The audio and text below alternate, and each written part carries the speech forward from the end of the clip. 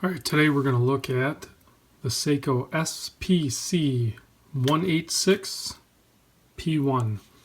Good friend of mine, Mitch, purchased this one after looking at finding a deal on the Seiko Alpinist. And then for some reason he stumbled across this, which has a very similar color tone of the green and the gold. And he just like instantly fell for it. And it was a pretty good deal too at only $190. Yes, it is quartz and it's a chronograph, but it's a very cool watch. So you have the two-tone, you have a little bit of gold coloration down the bracelet there. You also have it on the crown and pushers, and then you obviously have a bunch on the dial there. I'm going to go ahead and start the chronograph while we're talking about this too, so we can just get that sweeping. But you have the large date up here, and that's fun to change too.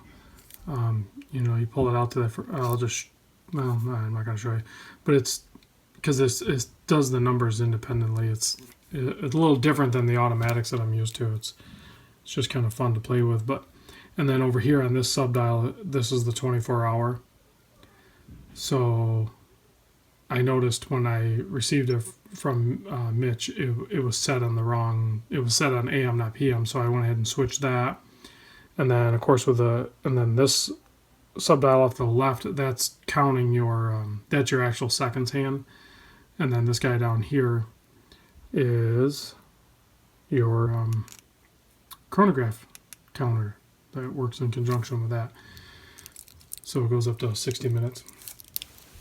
So they call this, under the Seiko Lord line, which I hadn't even really known about until Mitch showed me this. So there's the hang tag for it, 100-meter water resist.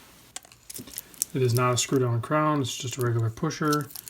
Has a fairly sterile case back. I mean, it has some information there, as you can see, but it's pretty sterile, you know, overall. And it has a screw down, it has the hollow end links, but the bracelet is, he's still got the plastic on it, but the bracelet is solid. So I'm not sure if he's going to want me to size this for him. I may size this for him. So, just because I've never seen one of these, let's bust out the measurements. Like I just got this watch from him a little bit ago. So I'm just getting my first looks at it too, as you guys are too. It has a hard Lex flat crystal on it. It looks big, but it's only 12.3 thick. That is not very thick, I don't think. You know, for a watch like this, you're looking at lug to lug, you're looking at about 50 and a half millimeter. And then I'm not sure how I'm going to get the measurement. Maybe we'll just do this top bezel part. Yeah, it's about 43 millimeter. And then if you add the crown, you know, you're looking at like 47.2. So it does look big, it does look substantial, and it definitely has some heft to it. But it has that classic case shape with those turned down lugs and everything. I'm sure this thing is going to wear really comfortable on the wrist. You know what? How wide are those? Those look really wide. Those have got to be like...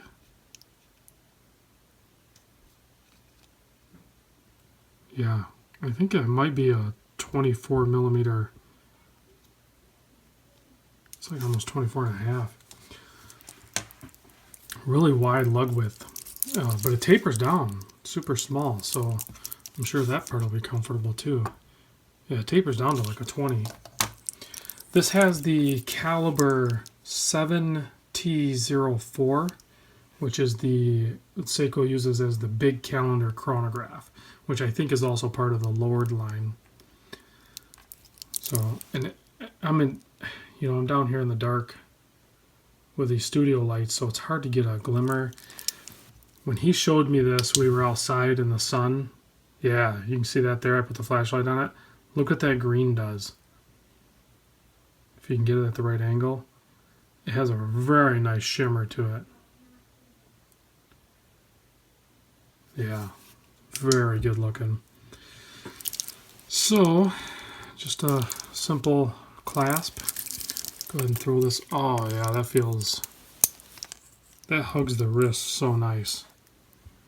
And it has a nice weight to it. That thing, man, that really does feel good on the wrist.